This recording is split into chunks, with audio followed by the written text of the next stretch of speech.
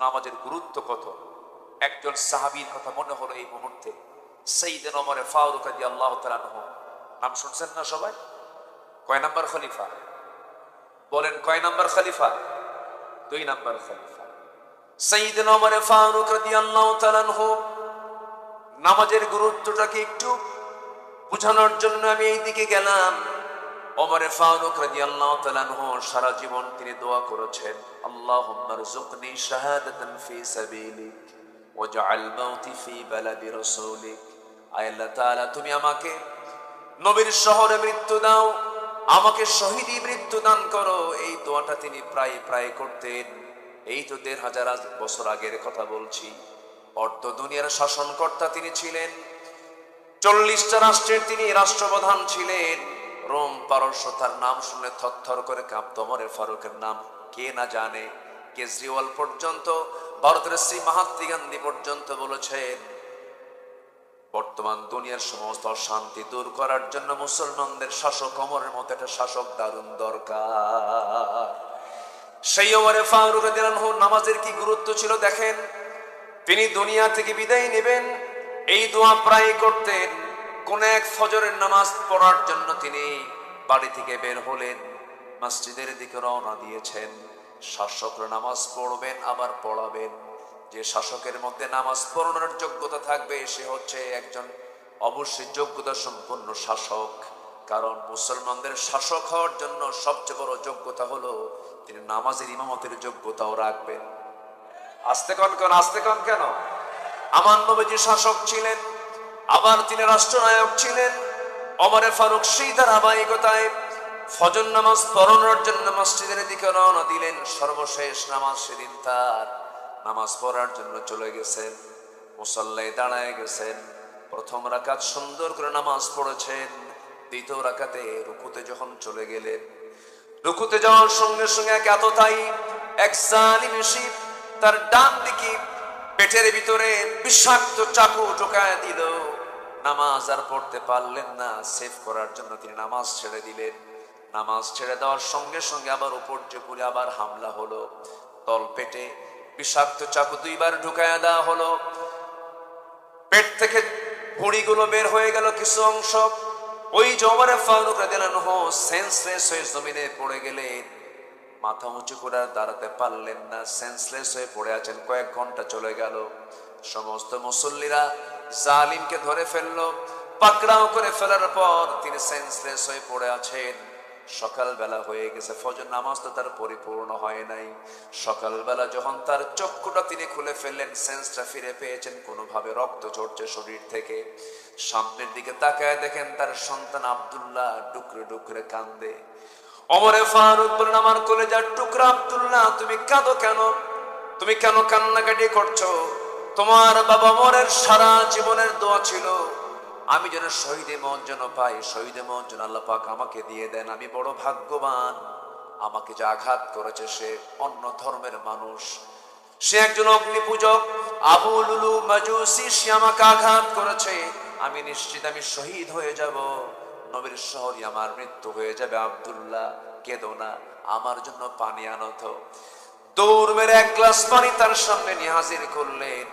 ওমর ফারুক বলছেন, কলিজার টুকরা আব্দুল্লাহ রে, তুমি যে আমার জন্য পানি টানছো, এই পানি কিসের পানি আনলা? কাব্বা তৃষ্ণার জন্য মনে হয় পানি চাচ্ছেন, পানি পান করার জন্য পানি আনছি।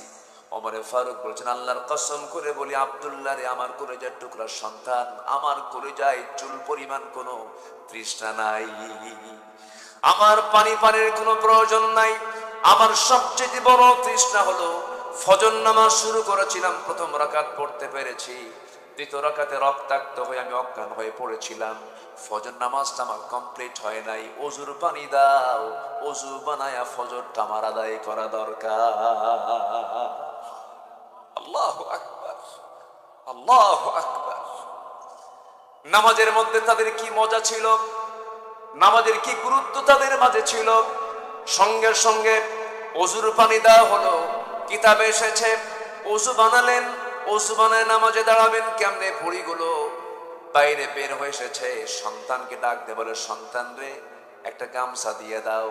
গামছা দিয়ে তিনি পেট বাঁধলেন, ভুঁড়ি সহ পেট বাঁধলেন। নামাজে দাঁড়াবেন, দাঁড়িয়ে দাঁড়িয়ে নামাজ পড়বেন, কিন্তু শরীর থেকে রক্তগুলো গড়ে গড়ে দুর্বল হয়ে গেছেন, তিনি পারলেন না দাঁড়িয়ে। বসে পড়বেন, বসেও পারলেন না, শুয়ে শুয়ে ইশারা করে সর্বশেষ নামাজ তিনি আদায় করলেন। আদায় করার পরে বলছেন, কলিজার টুকরার সন্তান আব্দুল্লাহ, আমার সারা জীবনের শখ ছিল আমি নবীর পাশে ঘুমাবো। বছর দুয়েক আগে প্রথম খলিফা আমার ভাই আবু বকরকে নবীর পাশে ঘুমায়া দিয়েছি।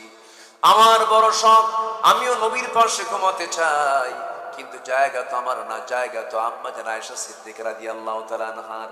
অতএব তুমি আমার পক্ষ থেকে তার দরজায় গিয়ে কড়া মেরে আমার প্রস্তাবটা দিয়ে আসো, যে বলো ওমর তার কাছে কবরের জায়গাটা ভিক্ষা চেয়েছে, একটু যে বলো। যে যখন তার সামনে যখন এমন আবদার করা হলো, আম্মা জান আয়েশা কাঁদতে কাঁদতে বলছে, না হারে, জগৎধন্য একজন খলিফা, অর্ধ জাহানের একজন খলিফা, ওমরের মতো মানুষ আমার কাছে একটা সামান্য জায়গার আবদার করেছে, আমি আয়েশা আমার কবরের জায়গা অংশটুকু আমি ওমরে ফারুকরে দান করে দিলাম। আমার নবীর কবরের পাশে দুজন শুয়ে আছেন, এখনো ইতিহাস যাই দেখে আসেন। এই যে 6 মাস আগে গিয়েছিলাম, তাদের দুজনকে উদ্দেশ্য করে একটা আয়াত নাযিল হয়েছিল, লা তারফাউ আসওয়াতাকুম ফাওকা সাওতিন নবী, তোমরা তোমাদের আওয়াজকে নবীর আওয়াজের চাইতে বড় করো না। শায়াত খচিত শায়াতের নিচেই তারা শুয়ে আছেন। আমার নবীর কবরের সাথে সাথেই তাদেরকে দাফন করা হয়েছে। আমার বন্ধুগণ, ওমরে ফারুক রাদিয়াল্লাহু তাআলা আনহু রাসূলকে খুব মহব্বত করতেন, খুব ভালোবাসতেন।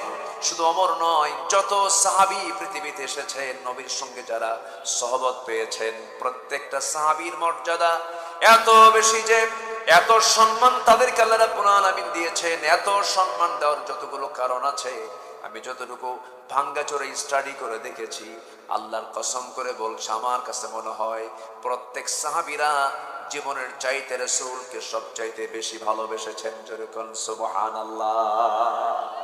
আমার ভাইরা, আমার বন্ধুগণ, রাসূলকে কি পরিমাণ ভালোবেসেছেন তারা, তাদের প্রত্যেকের জীবন থেকে যদি আপনি একটু জানতে যান, বহু ইতিহাস পেয়ে যাবেন।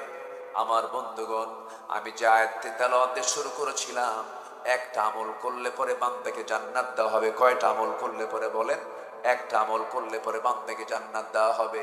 সে একটা আমল হলো, সে একটা গুণ প্রত্যেক বান্দার মধ্যে থাকতে হবে, সেটা হলো মান কানা তাকিয়া, যে বান্দা মুত্তাকি হবে, যে বান্দা খোদাভীরু হবে, যে বান্দা কাউকে না ভয় করে একমাত্র কেবলমাত্র শুধুমাত্র যাকে ভয় করবে তিনি আমার, চিল্লায় বলুন কে? জোরে বলেন, তিনি আমার কে? আল্লাহকে ভয় করতে হবে। আল্লাহকে যদি ভয় করতে পারি, তাহলে আমি সেই লোভনীয়, সেই কামনীয়, সেই প্রত্যাশিত, একটা অকল্পনীয় জান্নাত আমরা পাবো। জোরে বলি ইনশাআল্লাহ। কিন্তু আমি যে আল্লাহকে ভয় করি, এটার সিমটমটা কি? আমি যে মুত্তাকি পরহেজগার, এটার কিছু সিমটম আল্লাহ পাক কোরআনের বিভিন্ন জায়গায় তুলে ধরেছেন। 12টি পয়েন্টে আমি একটু বলতে চাচ্ছি। এবং আল্লাহ তাআলা সূরা কোরআন শুরু করেছেন মুত্তাকিদের গুণ দিয়ে। যারা পারেন আমার সঙ্গে ঠোঁট মিলিয়ে একটু বলবেন। সাতক্ষীরার মানুষ তো কোরআন হাদিসের সম্পর্কে তাদের নলেজ অন্য জেলার চাইতে একটু কম না বেশি? আস্তে আস্তে কয়, বলে একটু কম না বেশি? বলেন বেশি। মাশাআল্লাহ, অনেক বেশি, অনেক জেলার চাইতে ভালো। না, নোয়াখালী তো আছে, নোয়াখালী তো ফার্স্ট। নোয়াখালীতে তো আলেমের ডিপ, ওইটা ঠিক আছে। নোয়াখালীতে ভালো লোকও আছে, আবার দুই একটা আবু জেহেলও আছে নাকি? দুই একটা আবু জেহেলও আছে। কারণ মুহাম্মদ সাল্লাল্লাহু আলাইহি ওয়াসাল্লাম যেখানে, আবু জেহেলও সেখানে। তবে ইলমের দিক থেকে নোয়াখালী, এটা সত্য, আমার হাবিব ভাইয়ের গবেষণা, এটা ঠিক আছে। তবে দ্বীনের আমলের দিক থেকে, দ্বীনের কালচারের দিক থেকে সাতক্ষীরা কিন্তু পিছিয়ে নয়। বলি আলহামদুলিল্লাহ, জোরে বলি আলহামদুলিল্লাহ। সম্মানিত ভাইয়েরা, তাহলে মুত্তাকি, আমি যে মুত্তাকি আমি বুঝবো কেমনে? যেরকম সিমটমটা, ধরেন আপনি একটা ঘরের মধ্যে ঢুকেছেন, কিন্তু ঘরের মধ্যে ঢুকে দেখলেন এখানে গোবর, এখানে গোবর, এখানে গোবর, এখানে গোবর। আপনি ভাববেন কি এটা কি মানুষের ঘর না গরুর ঘর? বলেন বলেন, কিসের ঘর? আপনি কোথাও ধোঁয়া উঠতে দেখতেছেন, ধোঁয়া যদি দেখেন তখন আপনি ভাববেন কি এর নিচে কি আছে? বলেন বলেন, কি আছে? আগুন আছে। তো আমি যে মুমিন, আমি যে মুত্তাকি, আমি যে খোদাফিরু, আমি যে আল্লাহওয়ালা, এর কিছু সিমটম আমার আপনার মধ্যে থাকতে হবে। সেই সিমটম গুলো কি কি থাকা দরকার? আল্লাহ তাআলা কোরআনে কারীমের বিভিন্ন পাতায় পাতায় বিভিন্ন ভাবে বলেছেন। এর মধ্যে এক নম্বর হলো অদৃশ্যে আমরা আল্লাহকে ভয় করব। আমরা আল্লাহকে ভয় করি দেখে না না দেখে। আসতে বলবেন না, দেখে না না দেখে।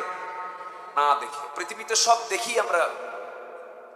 আমরা বিশ্বাস করি অথবা ভয় করি, যেটাই করি, কিন্তু আমার আল্লাহ, আমার রব, আমি তাকে ভয় করি হলো দেখে না না দেখে।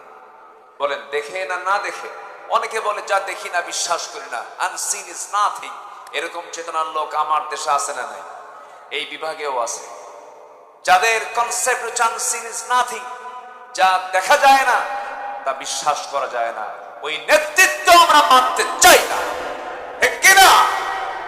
অবশ্যই আল্লাহকে না দেখে বিশ্বাস করতে হবে, কারণ আল্লাহর অনেক সৃষ্টি আছে আমরা দেখতে পাই না। যেরকম বিদ্যুৎ দেখতে পাই না, আমরা বিশ্বাস করি। আমরা ইথানকে দেখতে পাই না, বিশ্বাস করি। আমরা বাতাসকে দেখতে পাই না, বিশ্বাস করি। তাহলে আল্লাহর সৃষ্টি দেখতে পাই না, আমরা আল্লাহকে এই চর্মচক্ষু দিয়ে দুনিয়াতে দেখতে পাবো না, আমরা জান্নাতে দেখতে পাবো। জোরে বলি ইনশাআল্লাহ। আমরা দেখতে পাবো কোথায়? জান্নাতে দেখতে পাবো। সম্মানিত ভাইয়েরা, আল্লাহকে না দেখে ভয় করতে হবে।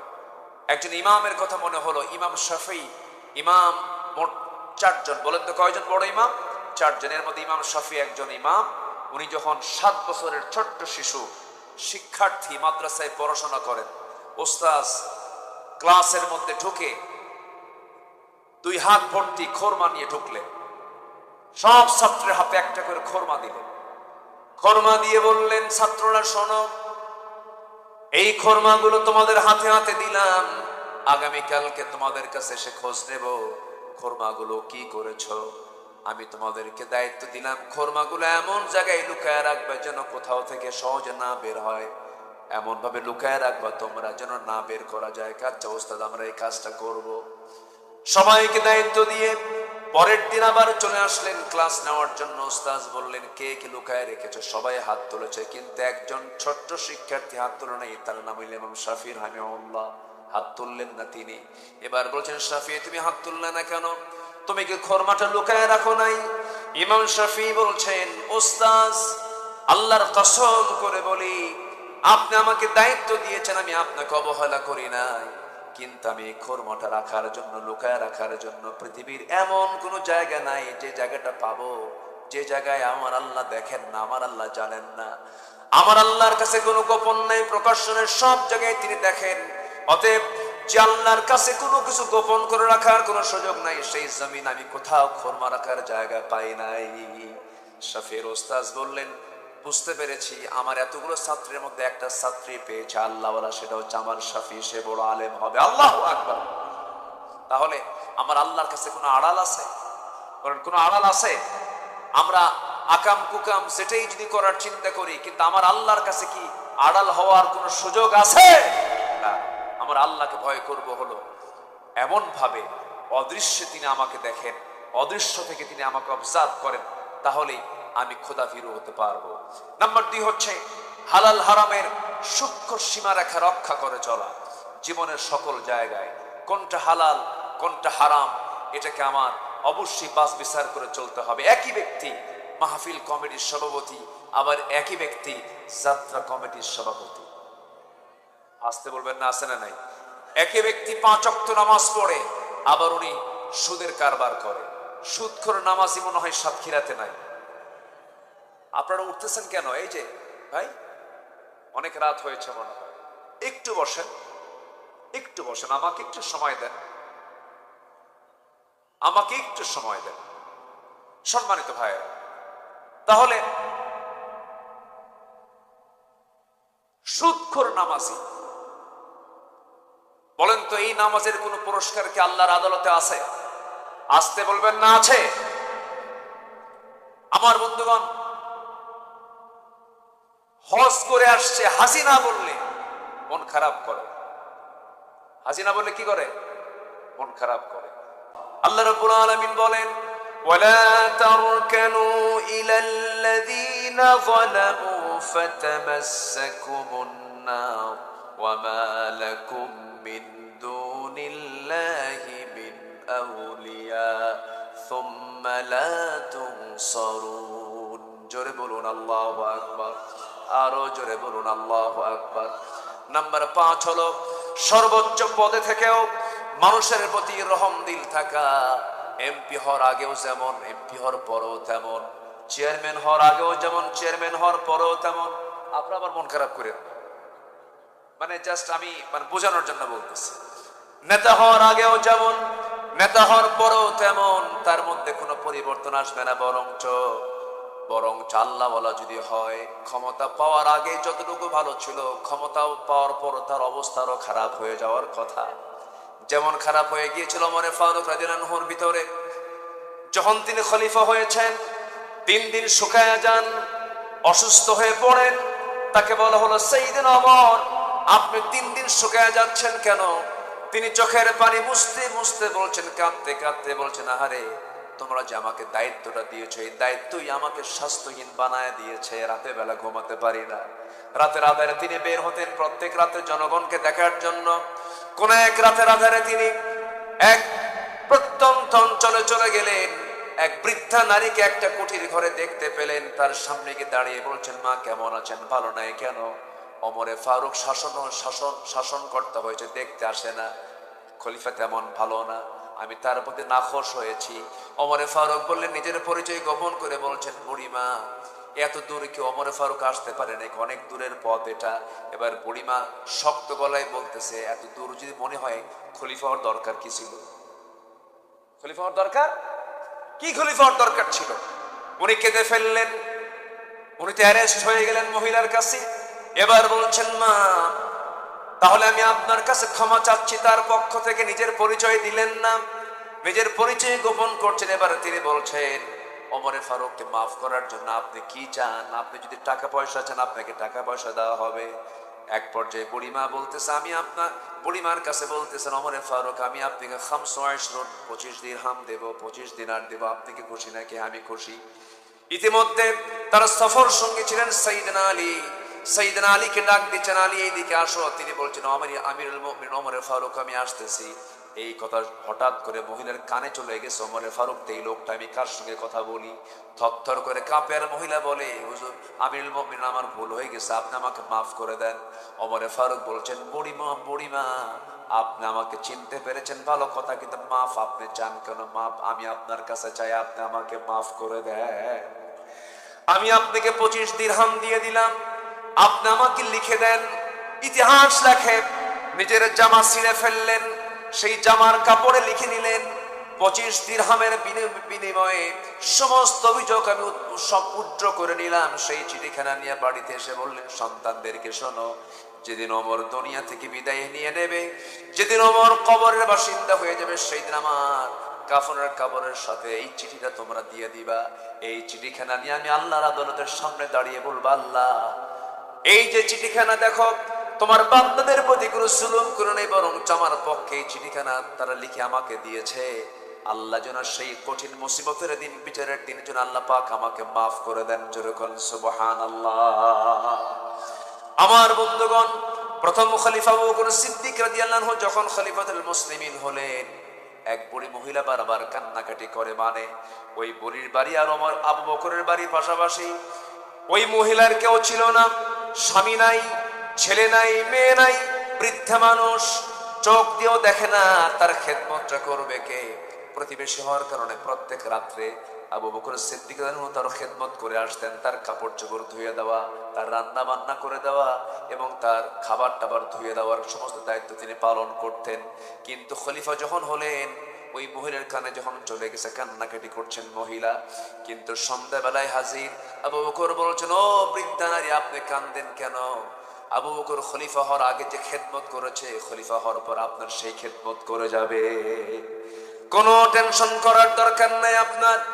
ইতিহাস লেখে, একটানা 2 বছর তিনি খেলাফতের দায়িত্ব পালন করেছেন, প্রতিবেশীর হক আদায় করেছেন।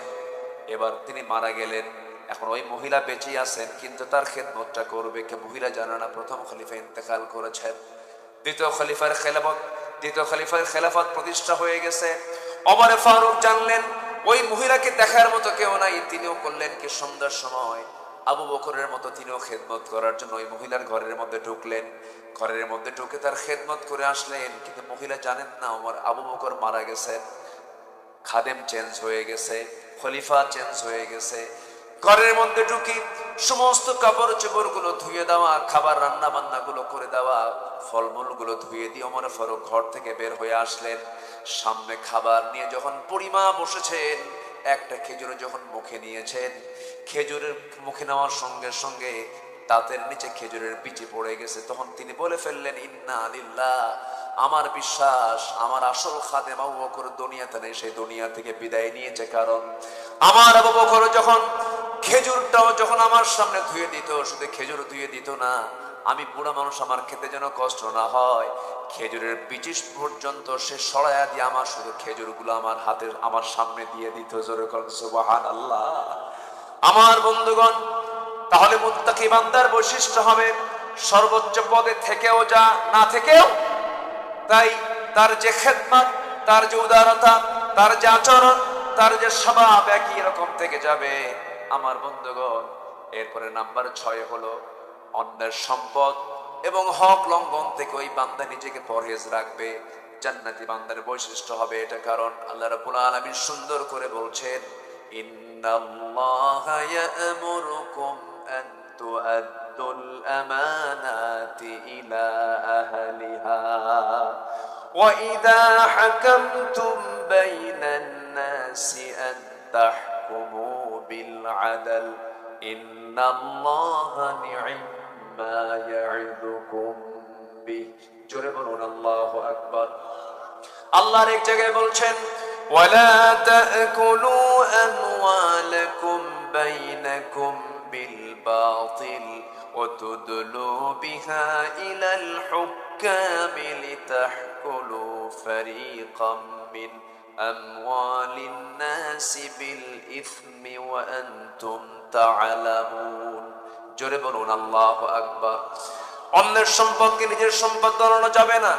পুকুর দখল করা নেতা আছে না নাই? আসতে কয় আছে না নাই? অন্যের জমি দখল করা বদমাইশ আছে না নাই? এগুলো আল্লাহওয়ালা বান্দার বৈশিষ্ট্য হতে পারে না, এগুলো করা যাবে না। আপনি যা করবেন এগুলো হক নষ্ট হয়ে যাবে, জাহান্নামে আল্লাহ পাক উপর করে একদম উল্টা করে জাহান্নামের মধ্যে ফেলে দিবেন। তিনি কে? তিনি কে? তিনি কে? আল্লাহ তাআলা। নাম্বার 7 হচ্ছে জীবনের সকল জায়গায় আল্লাহর পরে সবচেয়ে বেশি মহব্বত করতে হবে একজন মানুষকে, তিনি হচ্ছেন মুহাম্মদ সাল্লাল্লাহু আলাইহি ওয়াসাল্লাম। আমার নবীর জীবদ্দশায় একজন ব্যক্তি নিজেকে নবী দাবি করেছিল, মুসাইলামতুল কাজ্জাব। তার নাম কি? মুসাইলামতুল কাজ্জাব। সে নবীকে নবী দাবি করেছিল। তো একজন সাহাবীকে মুসাইলামতুল কাজ্জাব করলো কি, ধরে নিয়ে চলে গেল তার দরবারে। হাবিব বিন যায়েদ নামে সেই সাহাবীকে ধরে বলল, আমি নবী, তুমি আমাকে নবী হিসেবে গ্রহণ করো। হাবিব বিন যায়েদ বললেন, আমি ফাঁসির মঞ্চে যেতে রাজি, আমি আমার রাসূল ছাড়া অন্য কোন রাসূলকে রাসূল মানতে রাজি নই। শেষ পর্যন্ত ইতিহাস লেখে তার ডান হাত, বাম হাত, ডান পা, বাম পা একটা একটা করে কাটা হয়। আর উনি বলেন, তোমরা আমাকে আঘাত করছো আর ভাবতেছো আমার ঈমানকে ছিনতাই করে নিবা। আমার আল্লাহ তাআলা আমার চোখের সামনে 8টা জান্নাতের দরজা দেখায় দিয়েছে। দুনিয়া থেকে বিদায় নিয়েছেন, নবীর মহব্বত থেকে, নবীর আনুগত্য থেকে এক চুল পরিমাণ নড়েন নাই। আমরা সামান্য কিছু পেলে আমার ঈমান বিক্রি করে ফেলি। আল্লাহ আমাদের ঈমানকে মজবুত করে দেন। জোরে বলি আল্লাহুম্মা আমিন। সর্বশেষ, আমি লম্বা করতে চাচ্ছি না, কারণ রাত অনেক গভীর হয়েছে। তো 10টায় উঠতে পারলে ভালো হতো। আলোচনা একটা যৌবন কাল থাকে, মানুষের একটা যৌবন কাল থাকে না? মানুষের যৌবন কাল হলো 25 থেকে 40 বছর। তো মাহফিলের মূল যৌবন কাল হলো 9টা থেকে 11টা, এটা হচ্ছে যৌবন কাল। এরপরে এটা হচ্ছে বুড়া কাল। এটা কি কাল বলে? বুড়া কাল। নাম্বার 8 হচ্ছে দিনের পথে জিহাদ। এটা মুত্তাকির জীবনের একটা গুরুত্বপূর্ণ কাজ, তাকওয়ার একটা অপরিহার্য দাবি। ওয়াজাহিদু ফিল্লাহি হাক্কা জিহাদি ওয়াজতাবাকুম ওয়া জাআলা আলাইকুম ফিদ-দীনি মিন হারাজ মিল্লাতা আবিকুম ইব্রাহিম ওয়া সাম্মাকুমুল মুসলিমিন। এই 8টা গুণে গুণান্বিত হয়ে আমরা আমাদের ঈমানকে তরুতাজা করে আল্লাহর সামনে প্রস্তুত হওয়ার মানসিকতা আমরা তৈরি করি, আহ্বান জানি। আমি আমার কথা না বাড়িয়ে আমি এখানে শেষ করতে চাই। আজকের মাহফিলের যিনি প্রধান অতিথি, না, আজকের মাহফিলের প্রধান অতিথি তিনি এসেছেন, একটু সালাম বিনিময় করবেন, এরপর আমরা দোয়ার দিকে চলে যাব। সবাই বসবেন, একটা লোক নড়বো না, আমরা একটু দোয়াটা করে যাই। এত মানুষ পাবেন কোথায়? আব্বা আম্মার জন্য। আসসালামু আলাইকুম ওয়া রাহমাতুল্লাহি ওয়া বারাকাতুহু। إن الحمد لله الأكرم الذي خلق الإنسان وكرمه وعلمه من البيان ما لم يعلم، فسبحان الذي لا يحصى امتنانه باللسان ولا بالقلم. نشهد أن لا إله إلا الله وحده لا شريك له، ونشهد أن سيدنا وحبيبنا ومولانا محمدا عبده ورسوله الذي أرسله بالحق بشيرا ونذيرا وداعيا إلى الله بإذنه وسراجا وقمرا منيرا. فقد قال الله تعالى في كلامه المجيد وفرقانه الحميد: أعوذ بالله من الشيطان الرجيم. بسم الله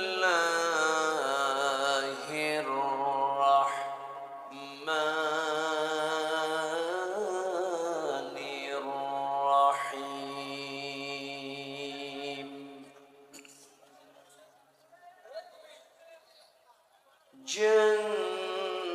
جنات عدن التي وعد الرحمن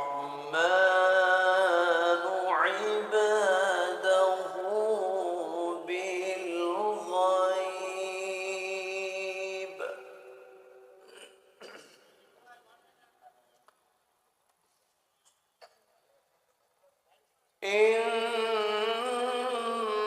إنه كان وعده مأتيا.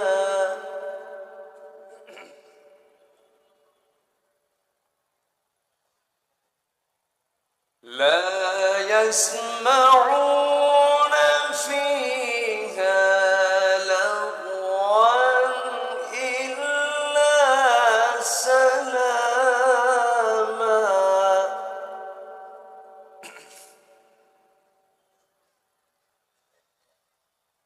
ولهم رزقهم فيها بكرة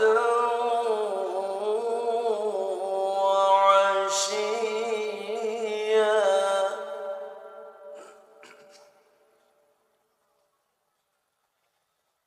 تلك الجنة التي نورث من عبادنا من كان تقيا.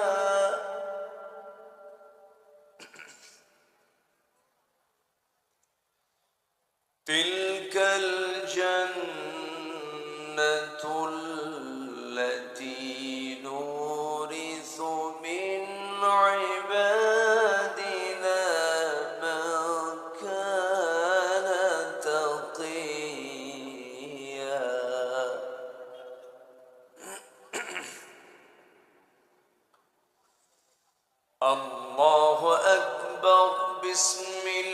الله الرحمن الرحيم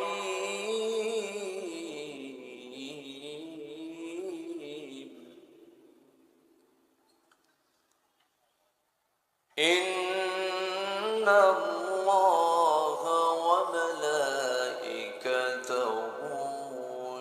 يصلون على النبي يا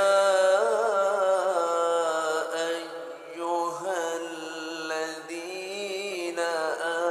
آمنوا صلوا عليه وسلموا تسليما اللهم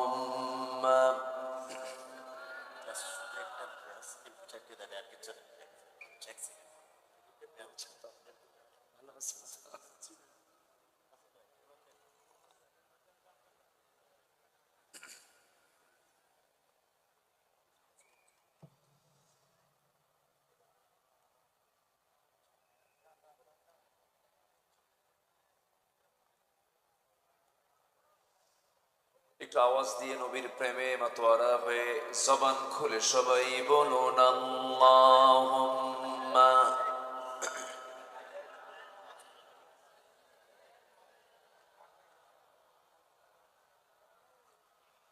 وعلى آل سيدنا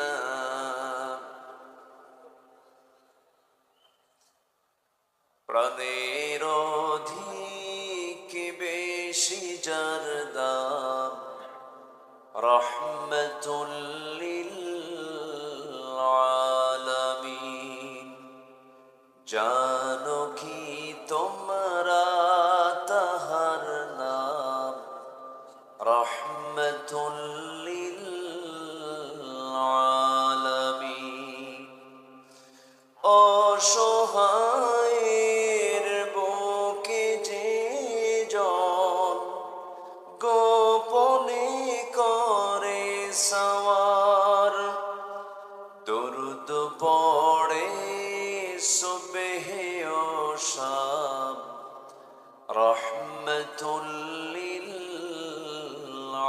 আলামিন গরিবের আহার দিতেন নিজে হয়ে রোজাদার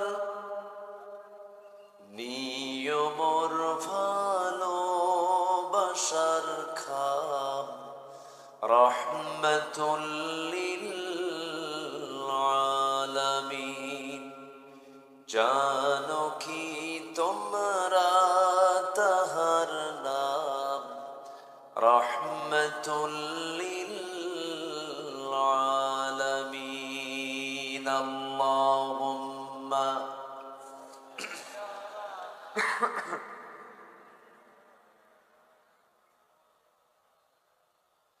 وعلى آل سيدنا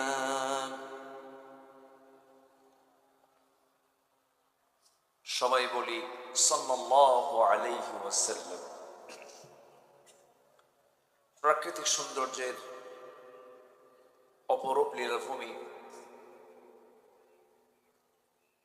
সুন্দরবন লাগোয়া অঞ্চল, বৃহত্তর খুলনা অঞ্চলের সাতক্ষীরা জেলার তালা উপজেলার পাঁচপাড়া দারুল কোরআন হাফিজে মাদ্রাসা মাহফিল ইন্তেজামি কমিটি কর্তৃক আয়োজিত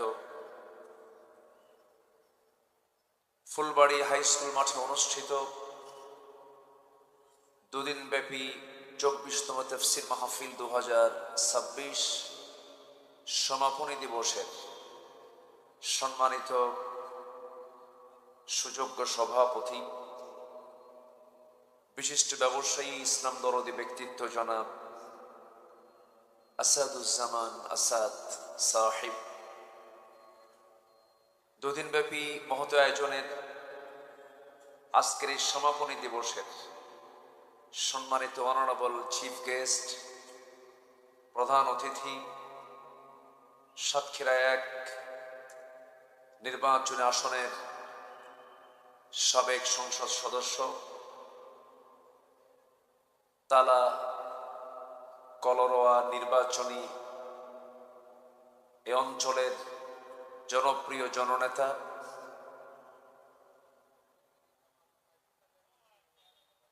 জনাব হাবিবুল ইসলাম হাবিব সাহেব। বরেণ্য অতিথি রায়হান হোসেন।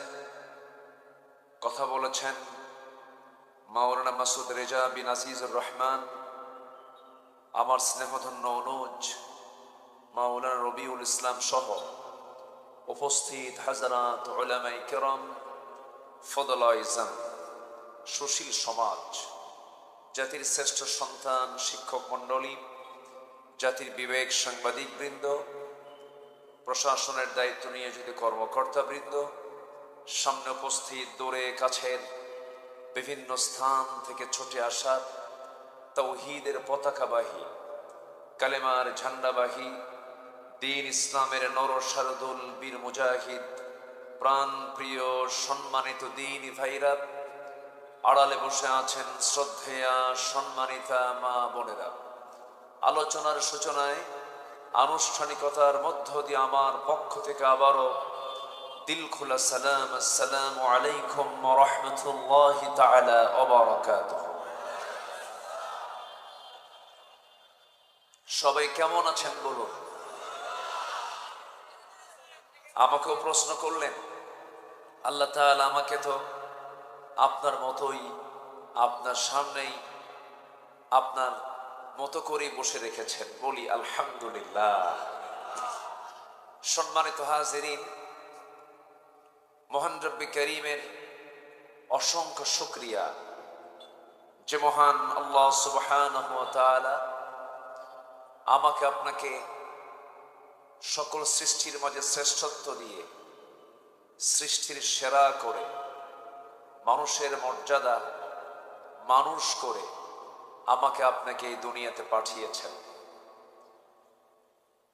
পৃথিবীর সবচাইতে শ্রেষ্ঠ বরকতময় জায়গায় আমাকে আপনাকে আসার মতো, বসার মতো তৌফিক যে মহান রব্বুল আলামিন করে দিলেন, সেই মহান রবের শানে আমরা লাখ কোটি সুজুদ শুকর আদায় করছি, মুহাব্বাতান বলে উঠছি আলহামদুলিল্লাহ। চিৎকার মেরে বলছি আল্লাহুম্মা আইন্নি আলা যিকরিকা ওয়া শুকরিকা ওয়া হুসনি ইবাদাতিকা। সবাই বলি আল্লাহুম্মা লাকা আসলামতু ওয়া বিকা আমানতু ওয়া আলাইকা তাওয়াক্কালতু ওয়া ইলাইকা আনাবতু। আমরা আল্লাহ তাআলার শুকর আদায় করে নিলাম। আসুন আমরা ধীরে ধীরে আলোচনার দিকে চলে যাব। অনেক রাত হয়েছে, আর একটু আগে উঠতে পারলে ভালো হতো। উঠতে যেহেতু একটু দেরি হলো, শেষ হতে যদি একটু দেরি হয় কষ্ট নেবেন? কোনো কষ্ট হবে কি? আমাকে সময় দেওয়া যাবে তো? জোরে বলি ইনশাআল্লাহ। আমার ডান পাশে হাবিব ভাই বসে আছেন, ওনার সাথে এর আগেও মাহফিলে দেখা হয়েছে, বারবার দেখা হয়েছে। অত্যন্ত বিনয়ী মানুষ, জনসেবা করার জন্য, জনসেবার জন্য যে গুণগুলো দরকার, এই গুণগুলো আমি তার মধ্যে উপস্থিত পেয়েছি। আল্লাহ তুমি তার মধ্যে জনগণ খেদমত করার জন্য যা আরো যোগ্যতার প্রয়োজন উপস্থিত করে দাও। জোরে বলি আল্লাহুম্মা আমিন। দ্বীনের জন্য, কোরআনের জন্য কবুল আর মঞ্জুর করে দাও। আমার মন চাচ্ছিল যে উনি এসেছেন মঞ্চে, ওনার জন্য কিছু সময় মাইকটা তার হাতে ছেড়ে দেওয়া, এটা আমার মন চাচ্ছিল, কিন্তু ভাবতেছি যে শুরু করলাম, আবার কোন একটা বিশৃঙ্খলা অথবা অনেক রাতও হয়ে গেছে। সার্বিকভাবে আমি চিন্তা করে দেখলাম যে আমি একটু শুরু করি, দেখা যাক তো। আমার ভাই যদি থাকেন, আমরা দোয়ার আগ দিয়ে আমরা তার মুখ থেকে কিছু কথা শুনবো। রাজি আছেন না ইনশাআল্লাহ? সবে রাজি আছেন না ইনশাআল্লাহ? আমি নাতে দীর্ঘ কথা বলবো, খুব বেশি লম্বা সময় আমি নেব না। তবে আমাকে শেষ পর্যন্ত থেকে সবাইকে সহযোগিতা করতে রাজি আছেন? সবাইকে রাজি আছেন? এখানে যতক্ষণ বসবো আমাদের সওয়াব হবে না গুনাহ হবে? বলেন, সওয়াব হবে না গুনাহ হবে? সওয়াব হবে। সম্মানিত ভাইরা, এই মাহফিলগুলো ছিল না, এই মাহফিলগুলো মাঝে অনেক প্রতিকূলতার মধ্য দিয়ে মাহফিলগুলোকে পরিচালনা করতে হয়েছে। মাহফিলগুলোকে জেলখানায় রাখছিল। সে রেখেছিল বলেন তো? জেলখানায়। বক্তাও ছিল জেলখানা। আল্লামা সাইদি ছিলেন না, ওনাকেও জেলখানায় রেখেছিল। শেষ পর্যন্ত হত্যা করা হলো। এই তাফসীর মাহফিলের এই চিত্রগুলো দেখলে তার কথাটা মনে হয়ে যায়, তার নামটা না নিলে কৃপণতাও হয়ে যায়। আমরা তার জন্য দোয়া করি, আল্লাহ তুমি তার কবরটাকে জান্নাতের নূর দিয়ে মুনাফফার করে দাও। এবং আমার যতটুকু মনে হয় তাকে পরিকল্পিতভাবে সাজানো নাটকের মধ্য দিয়ে তাকে হত্যা করা হয়েছে। এরকম প্রতিটি হত্যার বিচার বাংলার জমিনে বাস্তবায়ন হওয়া দরকার। কি ঠিক কিনা বলেন? এজ এ আলেম হিসাবে নগণ্য আমি একজন গোলাম, এতটুকু দাবি আমি করতেই পারি। তবে হ্যাঁ, জুলুম টিকসই নয়। যুগে যুগে যারা এই জুলুম করেছে তাদের পতন হয়েছে। ফেরাউনকে আল্লাহ তাআলা পানিতে চুবিয়ে মেরেছেন, নমরুদকে ন্যাংড়া মশা দিয়ে বিদায় করেছেন, আবু জেহেলকে ছোট্ট একটা বাচ্চার হাতে দুনিয়া থেকে বিদায় করে দিয়েছেন। সম্মানিত বন্ধুগণ, সম্মানিত ভাইয়েরা, এই পৃথিবীতে টিকবে শুধুমাত্র মানবতা, টিকবে হচ্ছে মানুষের সেবা, মানুষের কল্যাণ। জুলুম টিকসই হয় না, তার বড় প্রমাণ হলো জুলুম করবে যারা, মামু বাড়ি দিল্লি গিয়ে পড়বে তারা। জুলুম করা যাবে না। জুলুম এটা ভয়ঙ্কর একটা অপরাধ। আল্লাহ তাআলা জালিমকে কখনো বরদাস্ত করতে পারেন। এবং আল্লাহ তাআলা জুলুম থেকে বাঁচার জন্য বহু জায়গায় বান্দাকে তাকিদ করেছেন। আল্লাহ রাব্বুল আলামিন এক জায়গায় বলছেন, ওয়াল্লাযীনা আমানু ওয়া লাম ইয়ালবিসু ঈমানাহুম বিযুলমিন উলাইকা লাহুমুল আমনু ওয়া হুম মুহতাদুন। জোরে বলুন আল্লাহু আকবার। ঈমান যারা আনবে এবং জীবনকে যারা জুলুম দিয়ে আবৃত করবে না, জীবনকে যারা জুলুম দিয়ে সাজাবে না, আল্লাহ বলছেন এই সমস্ত বান্দার জন্য আমি আল্লাহ হেদায়েত রেখে দিয়েছি, পথ খোলা রেখে দিয়েছি। আর জুলুম করবে যে তার পতন হয়ে যাবে, এই নিশ্চয়তা, এই নিশ্চিত তথ্য দিয়েছেন যিনি, তিনি আমার। চিল্লায় বলুন কে? জুলুম টিকবে না। হাবিল বেঁচে গেছেন, কাবিল তো জুলুম করেছিল। কাবিল হাবিলকে হত্যা করেছিল, প্রথম মার্ডার, ফার্স্ট এই পৃথিবীতে মার্ডার করেছিল। কাবিল হাবিলকে মেরেছিল। সেই জুলুমের এই যে শুরুটা হলো, আজ পর্যন্ত যত হত্যা, প্রত্যেকটা হত্যার গুনার একটা অংশ কাবিলের আমলনামায় আছে না নাই? আছে। এই জন্য আমরা কোনো জুলুমের দিকে যাব না। আমরা রাজি আছি তো ইনশাআল্লাহ? আমরা কোরআনকে লালন করব, এক জায়গায় না সব জায়গায়। কোরআন নাজিল করেছেন কে? মরা মানুষের জন্য না জিন্দা মানুষের জন্য? বলেন বলেন বলেন। কোরআন নাজিল হয়েছে মুর্দার জন্য না জিন্দার জন্য? লিয়ুনযিরা মান কানা হাইয়া। আল্লাহ তাআলা জিন্দা লোকের জন্য কোরআনটা নাজিল করেছেন। কিন্তু দুঃখজনক হলো সত্য, কোরআনের তেলাওয়াত মাঝে মাঝে শোনা যায় মানুষ মরলে পড়ে, মরা লাশ পড়ে আছে, ছেলে অথবা মেয়ে অথবা আত্মীয় স্বজন লাশটা সামনে রেখে কোরআন পড়ছে। লাশ কি কোরআন শোনে? মৃত ব্যক্তি কি কোনো আওয়াজ শোনে? না। বরঞ্চ কোরআন নাজিল হয়েছে হলো জিন্দা লোকের জন্য। আমরা জিন্দা অবস্থায় কোরআন শুনবো, শোনাবো, পড়বো, পড়াবো। জোরে বলি ইনশাআল্লাহ। কোরআন বেশি বেশি শুনবো, গান শুনবো কম। গান শুনবেন, এটা আবার কেমন কথা? অশ্লীল কোনো গানের কাছে যাওয়া যাবে না। গান মানুষকে চরিত্রহীন বানায়, অশ্লীল গান মানুষকে নিফাকতার দিকে নিয়ে চলে যায়। সম্মানিত বন্ধুগণ, দুটা জিনিস একসঙ্গে চলে না। অন্ধকার এবং আলো একসাথে থাকেও না। আলো যখন চলে আসে, অন্ধকার কি হয়ে যায়? দূর হয়ে যায়। সম্মানিত ভাইয়েরা, সে আলো থেকে, সে কোরআন থেকে আমি কিছু কথা বলতে চাচ্ছি। আমি যেখান থেকে তেলাওয়াত দিয়ে শুরু করেছি, আল্লাহ রাব্বুল আলামিন বান্দার জন্য সবচাইতে বড় প্রাপ্তি হলো বান্দাকে জান্নাত দিবেন। জোরে বলি সুবহানাল্লাহ। এই বিশ্বাস সবার আছে তো নাকি? আমাদের মৃত্যুর পরবর্তী ঠিকানা আমরা কি পেতে চাই? বলেন বলেন, কি পেতে চাই? জান্নাত।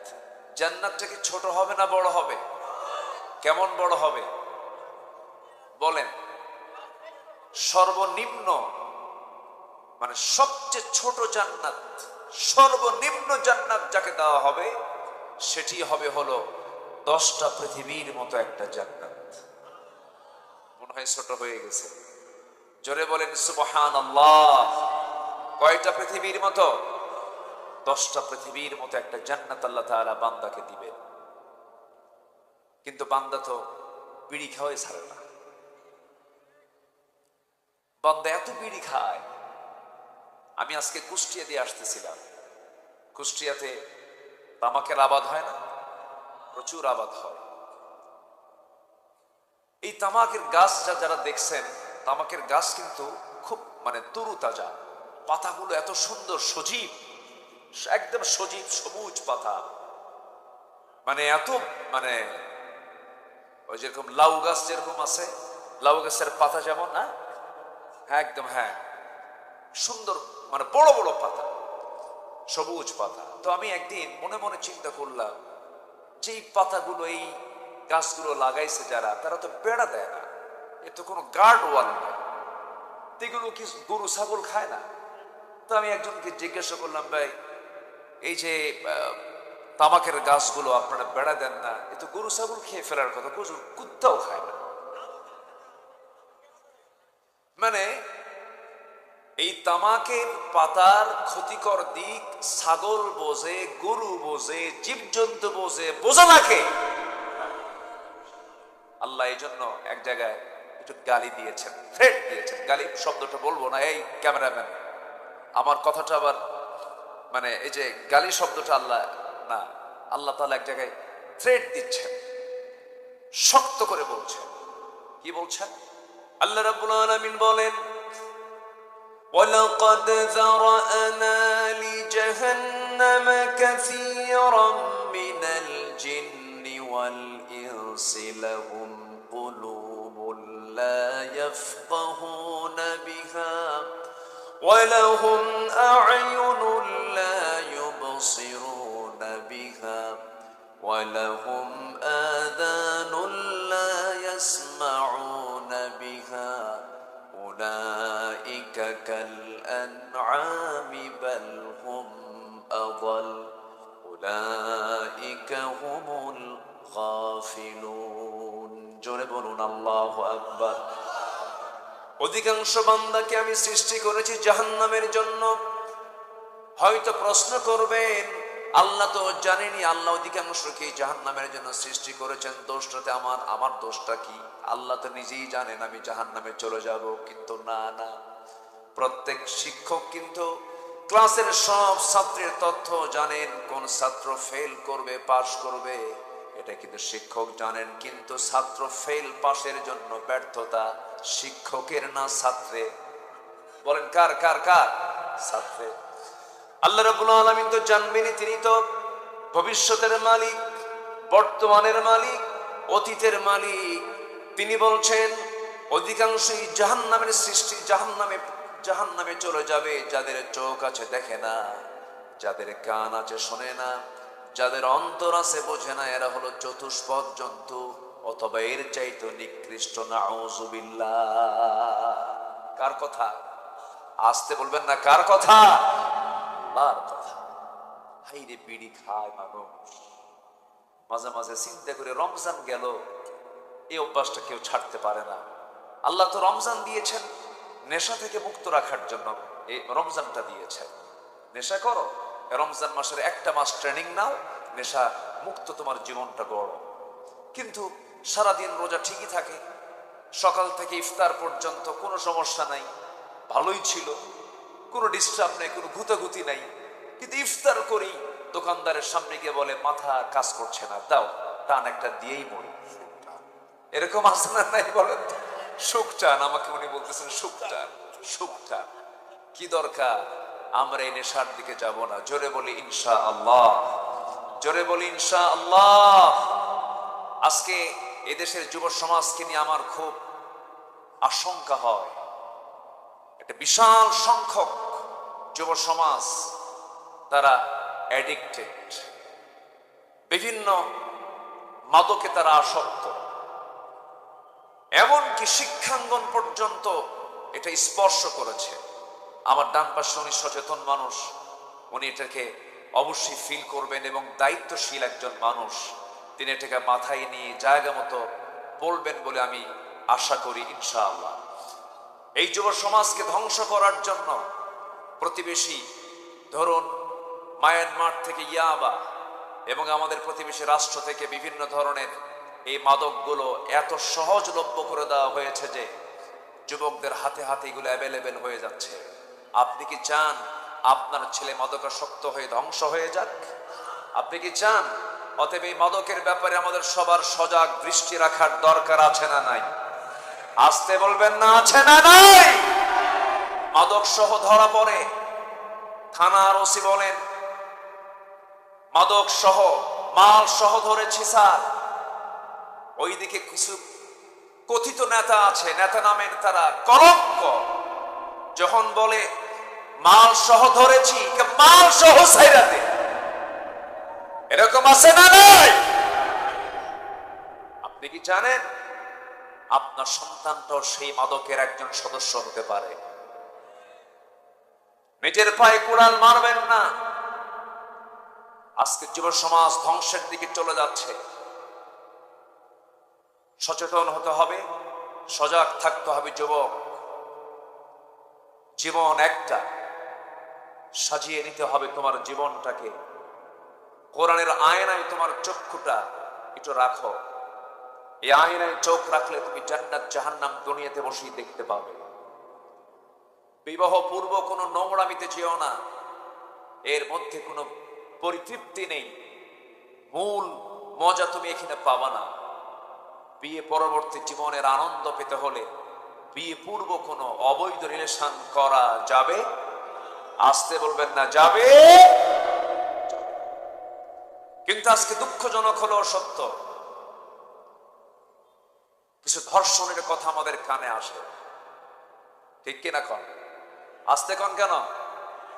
এই যে ধর্ষণগুলো করা হচ্ছে, অপ্রীতিকর কিছু কিছু পরিবেশ তৈরি করা হচ্ছে, ক্ষমতার মিস ইউজও হচ্ছে। এই জায়গায় আমাদের সজাগ দৃষ্টি রাখতে হবে, আমাদের চোখ কান খোলা রাখতে হবে। যেখানে অন্যায় দেখব প্রতিরোধের প্রাচীর গড়ে তুলতে হবে। মুসলমান রাজি আছেন কারা কারা? হাত উঁচু করে দেখা।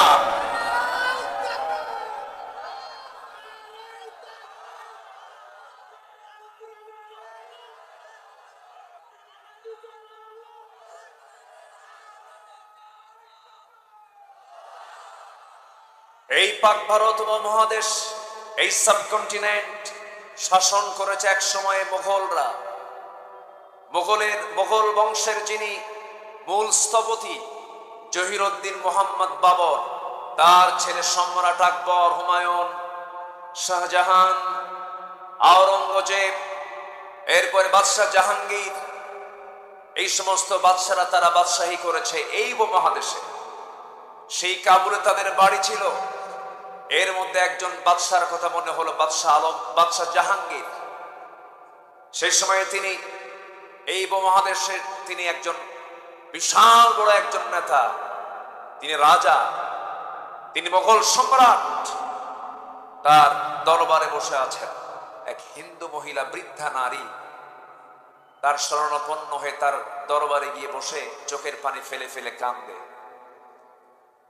বাদশাহ জাহাঙ্গীর বললেন, আপনি কাঁদেন কেন, সমস্যা কি? উনি বললেন, জাহাপনা, আপনার রাজত্বের আমি একজন নাগরিক, আমার কি স্বাধীনতা নেই? কেন, কি হয়েছে মা বলুন? বলতেছে যে প্রত্যেক রাত্রিতে আমি আমার ছেলেকে বিয়ে করাইছি, নতুন বৌমা আমার ঘরে, মেয়েটা দেখতে সুন্দর, সুন্দরী বৌমা আমার। প্রায় একটা ছেলে আমার বৌমার ঘরে আসে, জোরপূর্বক ধর্ষণ করে চলে যায়, কিচ্ছু বলার সাহস পাই না। এটার একটা বিচার আপনার কাছে আমি চেয়ে গেলাম, আপনি এটার একটা সমাধান করবেন। বাদশাহ জাহাঙ্গীর মাথা নিচু করলেন আর মনে মনে ভাবলেন, আমার রাজত্বে এমন দুঃসাহস এটা আমার নিজের সন্তান ছাড়া কেউ করতে পারে না। উনি বিশাল টেনশনে পড়লেন, বিচার তো করতেই হবে, আল্লাহওয়ালা তো, বাদশাহ জাহাঙ্গীর আল্লাহওয়ালা ছিলেন। বললেন, বুড়িমা আপনি চলে যান, এটার ব্যাপারে আমি দেখছি, শুধু বলে যান যে কোন সময়টা আসে, টাইমিংটা বলে গেল। সেই টাইমে বাদশাহ জাহাঙ্গীর নিজেই তরবারি হাতে নিয়ে হাজির বাড়ির সামনে। সন্ধ্যা, সূর্য হেলে গেছে, অন্ধকার ছেয়ে গেছে। বাদশাহ জাহাঙ্গীর বুড়িমাকে শুধু ইঙ্গিত করলেন, আমি ঘরের মধ্যে যখন ঢুকবো তখন ঘরের লাইটটা আপনি বন্ধ করে দিবেন। ঘরের লাইটটা বন্ধ করে দেওয়া হলো। ইতিহাস বলে বাদশাহ জাহাঙ্গীর করলেন কি, ভিতরে ঢুকেই ওই সেনাকার যুবকটা কি নিজের সন্তান মনে করলেন, নিজের সন্তান মনে করে চক্ষু বন্ধ করে তরবারিটা হাতের মধ্যে কোষমুক্ত করে গর্দান বরাবর হাঁকায় দিলেন। মস্তক ছিটকে পড়ে গেল। মস্তক ছিটকে পড়ে যাওয়ার পর তিনি আস্তে করে বললেন, বুড়িমা ঘরের বাতিটা জ্বালায় দেন। ঘরের বাতি জ্বালায় দেওয়া হলো। আলো যখন জ্বলে উঠল, মাথা চেহারার দিকে যখন তিনি নজর দিলেন, সেই অপরাধী তাকে দেখেন নিজের সন্তান নয়। বলে ফেললেন তিনি, আলহামদুলিল্লাহ, আল্লাহ শুকরিয়া আদায় করে আমার সন্তানে অপরাধে জড়িত নয়। এবার বললেন, বুড়িমা আপনি আমাকে এক গ্লাস পানি দিন। এক গ্লাস পানি তিনি পান করলেন এক ঢোকে, এবং তিনি বললেন, বুড়িমা গতকালকে আপনি যে সময় আমাকে অভিযোগ আকারে আমার দরবারে গিয়েছিলেন, দিয়েছেন অভিযোগ, সেই সময় থেকে নিয়ে এই সময় পর্যন্ত এক ফোঁটা পানি আমার পেটে আমি নেই নাই। এরপরে করলেন কি, মাথার রাজ মুকুটটা ওই মহিলার সামনে, বৃদ্ধার সামনে রেখে দিয়া বললেন, ও বুড়িমা এই জামা রাজার রাজ মুকুট আপনার পায়ের নিচে রেখে দিলাম। আল্লাহর কসম করে বলি, একজন নারীর ইজ্জতের দাম এই রাজত্বে এই রাজার মুকুটের চাইতেও হাজার হাজার গুণে বেশি। আল্লাহু আকবার বলেন। এই সাবকন্টিনেন্ট শাসন করেছেন, এমন কিছু শাসকও ছিলেন তার। আমরা এমন কিছু পরিবেশ আমরা দেখতে চাই, জোরে বলি ইনশাআল্লাহ। আমরা মাদক মুক্ত, নেশা মুক্ত, এরপর জেনা মুক্ত এমন একটা সুন্দর সমাজ, একটা নিরিবিলি নিশ্চয়তা পাওয়া যায় এমন একটা সমাজ আমরা দেখতে চাই। দেখতে চাই না ইনশাআল্লাহ? আল্লাহ কবুল করুন, জোরে বলি আমিন। আরো জোরে বলি আমিন। তাহলেই তো আমরা জান্নাত পেতে পারি। কারো হক নষ্ট করে কি জান্নাত পাওয়া যাবে ভাই? জান্নাত পেতে হলে একটা আমল লাগবে, একটা গুণ লাগবে। আমি যেখান থেকে আমি আলোচনা করতে চাচ্ছি সে আয়াতের দিকে আমি যাচ্ছি আস্তে আস্তে, যেখান থেকে আমি তেলাওয়াত দিয়ে শুরু করেছি। আল্লাহ রাব্বুল আলামিন সুন্দর করে বলেন, জান্নাতু আদনিল্লাতী ওয়া'আদার রাহমানু ইবাদাহু বিল গায়বি ইন্নাহু কানা ওয়া'দুহু মা'তিয়া লা ইয়াসমাউনা ফীহা লাগওয়ান ইল্লা সালামা ولهم رزقهم فيها بكرة وعشيا تلك الجنة التي نورث من عبادنا من كان تقيا جربنا الله أكبر। আল্লাহ রাব্বুল আলামিন বলেন, আমি তো বান্দাগুলোকে এমন জান্নাত দেব যেই জান্নাতের মধ্যে কোনো অনর্থক কথা বান্দার কানে যাবে না, আজে বাজে কোনো কথা শুনবে না, অনর্থক কোনো আওয়াজ তার কানে যাবে না, আজে বাজে কোনো শব্দ তার কানে যাবে না। এমন জান্নাত তাকে দেওয়া হবে, সকাল বিকাল তার জন্য রিজিক বরাদ্দ থাকবে, মন যা চাবে তাই সে জান্নাতের মধ্যে পেয়ে যাবে। যেরকম সুবহানাল্লাহ। ওয়ালাকুম ফিহা মা তাশতাহি আনফুসুকুম, তোমার মন যা চাবে তুমি তাই পাবে। দুনিয়াতে মানুষ বুড়ো হয়ে যায়, জান্নাতে কি বুড়ো হওয়ার কোনো সুযোগ আছে? আজ থেকে বুড়ো হয় আসতে বলবেন না, আছে না নাই? অনেক পরিবার আগুন ধরিয়ে দেয়, অনেক পরিবার আগুন ধরে গেছে। আমার পাশে চেয়ারম্যান মহোদয় বসে আছে। নাও, নামাজ পড়তে হবে কন্টিনিউ। কয় ওয়াক্ত নামাজ? আসতে বলবেন না, কয় ওয়াক্ত নামাজ? 5 ওয়াক্ত নামাজটাকে কন্টিনিউ করবা। নাশায়া ফি ইবাদাতিল্লাহ, আল্লাহ তাআলা বলেন আমি তাকে আরশ আজিমের ছায়ায় জায়গা দেব সেদিন, যে যুবক তার যৌবনকালকে আমার ইবাদতে কাটায় দেয়। আল্লাহু আকবার বলেন। সম্মানিত ভাইয়েরা, সম্মানিত বন্ধুগণ, কিন্তু দুঃখজনক হলেও সত্য, গোটা পৃথিবীর দ্বিতীয় বৃহত্তম মুসলিম জনপদ বাংলাদেশ, 18 থেকে 20 কোটি মুসলমানের বসবাস, 4.5 লক্ষ মসজিদের দেশ বাংলাদেশ।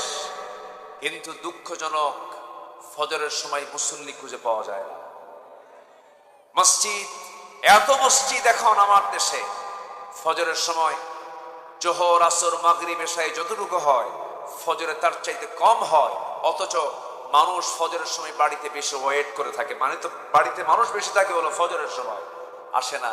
আজান হয়, আসসালাতু খায়রুম মিনান নাওম স্লোগান শোনে, কিন্তু মসজিদে হাজির হয় না। মসজিদে হাজির হয় মোট 5 জন, এর মধ্যে ইমাম 1 জন, মুয়াজ্জিন 1 জন, 2 জন তো বাদ গেলই, আর থাকলো 3 জন। এই 3 জনের সদস্য হচ্ছে 3 বুড়া মানুষ। যখন বলা হয় আপনারা বুড়া মানুষ, আপনারা মসজিদে আসছেন কেন? না আসলেও তো হতো, বাবা বুড়ি বেঁচে নাই, বুড়ি থাকলে আমরাও আসতাম। এই হলো মসজিদের দশা। আমি পাঁচপাড়ার এই গ্রামের যুবকদেরকে আমি একটা দায়িত্ব দিয়ে যাব। যুবকরা, তোমরা যদি এই সিদ্ধান্ত নিতে পারো যে পাঁচপাড়ার গ্রামের যত যুবক আছে, যত প্রাপ্তবয়স্ক মুসল্লি আছে, মুসলমান আছে, প্রত্যেকে মসজিদে হাজির করার জন্য তোমরা দাওয়াতি কাজ করবে। আমি বলে যাচ্ছি, আজকের এই মাহফিল আমি হরফ করে বলে যাচ্ছি, যেদিন আপনি দেখতে পাবেন পাঁচপাড়ার মসজিদ জোহর আসর মাগরিব এশার চাইতে ফজরের মুসল্লি বেশি হয়েছে, মসজিদ ভরে গেছে, আল্লাহর কসম সেই দিন থেকে এই গ্রামে কোনো মাদক, নেশা, জেনা, ব্যভিচার সব বন্ধ হয়ে গেছে। ঠিক কিনা? কিন্তু নামাজই তো নাই, নামাজই তো পড়ে না। অথচ কিন্তু উনি সুদ খান, ওনার নামের আগে সুদখোর অমক লিখতে সমস্যা কোথায়? কিন্তু উনি জানেন যে সুদ খাওয়া অপরাধ, সুদখোর এটা কোনো গুণ নয়, এরপর তিনি সুদের কারবার করেন। এরকম বহু নামাজি আমার দেশে আছে, সুদের সঙ্গে যার সম্পর্ক থাকবে তার কোন ইবাদত কবুল করবেন না তিনি আমার কে। কিন্তু সুদের সঙ্গে আমরা যদি ডিরেক্ট, অনেকে সুদ নাও খাই, প্রত্যক্ষ এবং পরোক্ষভাবে সুদের সঙ্গে সম্পৃক্ততা সবার আছে না নাই? আসতে বলবেন না, আছে না নাই? আছে। তাহলে সুদ, এটা 1000 বছর ওয়াজ করে বন্ধ হবে না। জেনা 1000 বছর বন্ধ করে জেনা বন্ধ হবে না, সুদ বন্ধ হবে না। মদের দোকান 1000 বছর ওয়াজ করে বন্ধ হবে না। তাহলে আপনি যদি আমাকে প্রশ্ন করেন, হুজুর আপনি ওয়াজ করতে আসছেন সাতক্ষীরা, আপনাকে প্রশ্ন করি, সুদ ওয়াজ করে বন্ধ হবে না, জেনা ওয়াজ করে বন্ধ হবে না, মদ ওয়াজ করে বন্ধ হবে না, তাহলে কিভাবে রাসূল এগুলোকে বন্ধ করেছেন? এগুলোকে বন্ধ করার জন্য নবীজির পন্থা যদি অবলম্বন করতে হয়, কথা একটাই, জমিন আইন প্রতিষ্ঠা করতে হবে একমাত্র আল্লাহ তাআলা। রাজি আছেন কারা কারা? হাত উঁচু করে মুসলমানরা দেখা।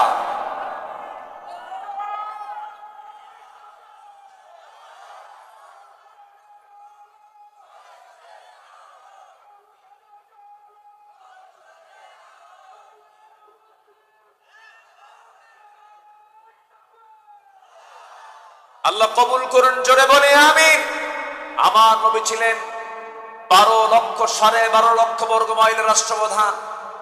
রাসূলকে শুধু ইমাম রাসূল মানবেন, রাসূলকে শুধু সুন্নতে মানবেন, দাড়িতে মানবেন, টুপিতে মানবেন, জুব্বায় মানবেন, রাষ্ট্রনীতিতে রাসূলকে মানবেন না, আপনি উম্মত হতে পারেন না, আপনি ভণ্ড, আপনি প্রতারক। রাসূলকে মানতে হবে এক জায়গায় না সব জায়গায়।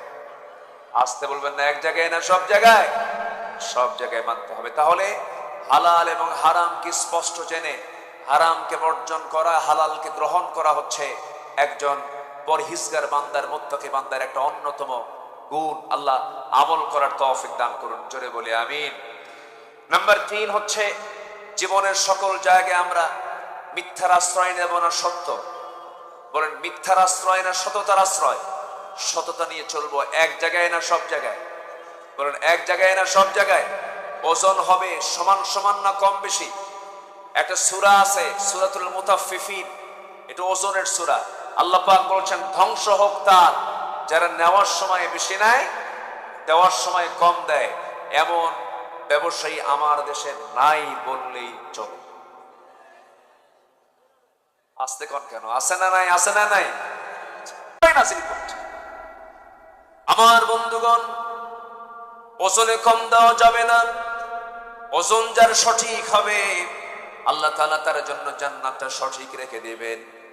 ওজন কম বেশি করা যাবে না, বনের সম্পত্তি নষ্ট করা যাবে না, হক নষ্ট করা যাবে না, এতিমের মাল মেরে খাওয়া যাবে না, বান্দার হক নষ্ট করা যাবে না।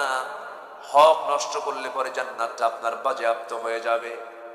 আমার বন্ধুগণ, আল্লাহ রাব্বুল আলামিন এর জন্য সুন্দর করে বলছেন وَأَقِيمُوا الْوَزْنَ بِالْقِسْطِ وَلَا تُخْسِرُوا الْمِيزَانَ। তোমরা তোমাদের ওজনটাকে সঠিক করো, ওজনটাকে নষ্ট করো না। বহু টুপিওয়ালা দাড়িওয়ালা আছে, শুধু টুপি দাড়ি রাখলেই যে সে আল্লাহওয়ালা হলো তা কিন্তু নয়। আমি আবার এটাকে আবার হেও করছি তাও নয়, এটারও প্রয়োজন আছে, কিন্তু অনেক টুপিওয়ালা দাড়িওয়ালা। আমি বহুদিন আগে, বছর 15 আগে কোন এক মাছের বাজারে গেলাম